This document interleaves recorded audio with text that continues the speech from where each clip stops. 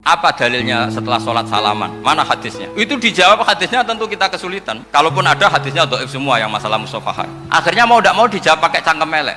Boleh nggak kamu setelah salam nyalain HP yang off? Boleh. Boleh nggak ke kamar mandi? Boleh. Oh berarti kencing boleh, nyalain HP boleh. Yang nggak boleh itu ingat Allah. Karena mereka mengkritik wiridan, ngeritik salam. Akhirnya mikir deh. Ada nggak hadisnya orang setelah sholat nyalain HP? Nggak ada kan? Tapi mereka nyalain HP nggak hambatan, tapi untuk salaman masalah kan. Ke kamar mandi boleh, tapi untuk wiridan nggak boleh. Akhirnya mereka sadar, oh iya. Lama-lama dibisi gini yang kelompok itu. Kamu itu korban aliran supaya kamu nggak ingat Allah, ingatnya HP-nya. Sehingga orang wiridan kamu kritik, orang nyalain HP tidak kamu kritik. Itu kelompok itu adalah kelompok orang-orang yang supaya orang Islam itu lupa Tuhannya. Tugale wali Kang Ali. Ono wali ku sholat lali. Lali tenang. Sujud ora berber tapi terkenal wali tenan. Iku sak masjid, iku sepakat masyhulun billah. Gus sujud terus eling pangeran lali Pak Mukhlis nganti ra ngadeg-adeg. Wong sepakat masyhul billah. Yo tenang. Sampai muridnya sing ning sofa awal, "Yi, sampun." Bareng dene ditakoki, "Ka'anni ra'aitul jannah wan nar." Terus wasi. Akhirnya baru rapat, ngapunten jenengan pun mboten sangi mami malih. Tak sujud mboten baru. Lho tapi wonge terkenal wali. Karangane kitab kuwadah, kula kenal kan. Tenak kuwe nek lali. Iki utange pinten ngantos. Utange pinten iki kok ngantos njaluk pangeran ngantos. Jebule tenan. Rong dina malih omahku disita lho. Ini penting saya utarakan. Saya pernah diundang salah satu acara akad nikah. Itu yang undang itu nanggap ketoprak. Gus nanti ada ketoprak di rumah saya, tapi jangan nggak usah lihat itu. Tapi jam 9 ngakatkan anak saya. Ya saya datang. Pas itu memang nggak ada udzur saya datang. Itu sudah ada biduannya banyak di situ. Kenapa saya datang? Pikiran saya tadi. Kalau kiai tidak menyaksikan akad nikah, nanti mereka bisa bikin cara akad dengan cara mereka sendiri. Sehingga takbir-takbir yang di fikih, misalnya walimatul ursi itu kalau ada ikhtilatur rijal wan nisa haram hadir, itu nggak pernah dilakukan oleh guru-guru kita. Setahu saya Mbah Mun, bapak saya, guru-guru kita, meskipun ada ikhtilatur rijal wan nisa, mereka kalau ada walimatul ursi asal tidak ada uzur itu datang.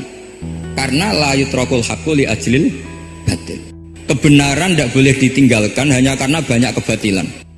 Saya itu pernah ketemu orang ateis, tanya saya gini, Pak Bah, saya ini cara berpikir ateis. Saya mau iman. Kalau Anda bisa membuktikan Tuhan itu siapa? Lalu buktinya apa kalau ada Tuhan? Terus saya bilang gini, kamu betul ingin iman? Iya Bapak, terus saya tanya. Kalau ada rumah terbakar, kamu suka enggak ada orang yang bilang sebabnya kena konsleting listrik? Atau Anda suka bilang enggak ada sebabnya sama sekali? Oh senang yang ada sebabnya, misalnya ya tadi kena konsleting listrik atau kompor terbakar dan sebagainya. Lalu kalau alam wujud ini kamu suka ada sebabnya apa tanpa sebab? Ya suka ada sebabnya sebetulnya saya. Nah, sebab itu oleh Islam dinamai Tuhan. Dan sebab ini harus lebih dulu ketimbang yang disebabi. Dan kalau wujud ini butuh sebab wujud, maka wujud penyebab disebut wajibil wujud. Semua itu oleh Islam disebut Allah. Orang Bedui itu kalau ngaji sama Nabi itu lebih unik timbang yang soleh, timbang yang pinter. Sehingga banyak ilmu itu ditemukan dari orang Bedui. Karena cara berpikir itu aneh. Kalau orang soleh, orang waras kan berpikirnya ada aneh, standar. Jadi orang Bedui itu aneh. Orang Bedui enggak, lebih cerdas. Ini Nabi itu aneh, cerita kiamat kok udah ada tanggalnya ini gimana?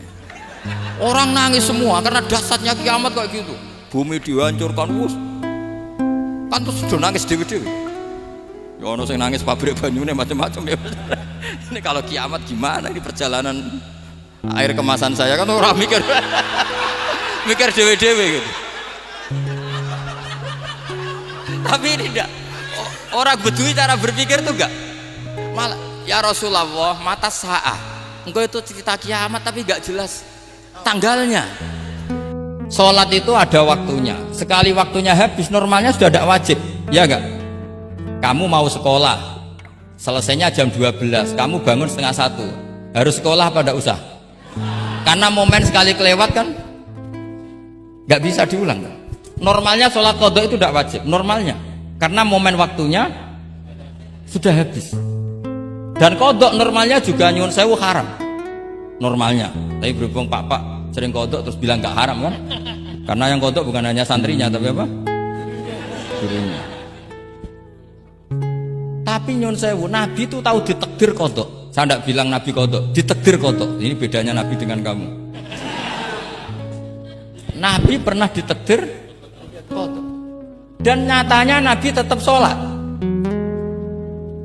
Akhirnya jadi syariat kodok itu tetap. Andai kan Nabi tidak pernah kodok, maka orang cara berpikir, wah, saya ini kiai Jawa ya pakai hem seperti ini, pakai peci hitam seperti ini, dan dekat para habaib. Itu karena semua bacaannya Bukhari. Di Bukhari itu ada cerita Jabir bin Abdillah itu termasuk sahabat sepuh. Itu pulang pakai pakaian resmi. Itu dicopot, jubahnya dicopot, imamahnya dicopot. Kemudian beliau sholat akidan torofai izarihi ala atikihi. Sarungnya itu ditancang ning gulune terus sholat di depan umum. Terus ketika ditanya, masa sahabatnya Nabi sholat seperti itu? Biar orang tahu kalau syarat sahnya tidak harus seideal itu.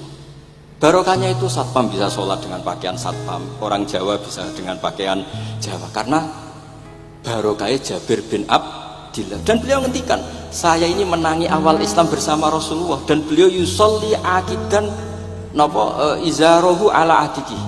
Beliau sing lagi ragam pegawai napa SBQ, sing penting semuanya nutupi napa kabeh. Makanya dalam sebuah ayat disebutkan masuk surga itu gampang, yang susah itu kamu masuk status kehambaan itu.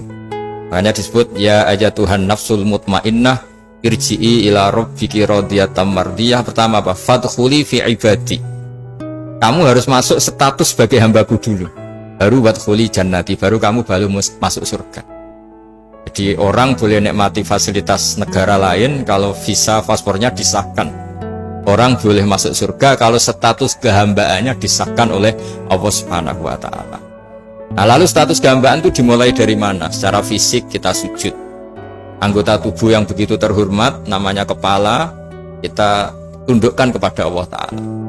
Hati kita, akal kita yang ingin menguasai dunia misalnya, ambisi itu kita kalahkan untuk hanya tunduk kepada aturan-aturan Allah Subhanahu wa Ta'ala.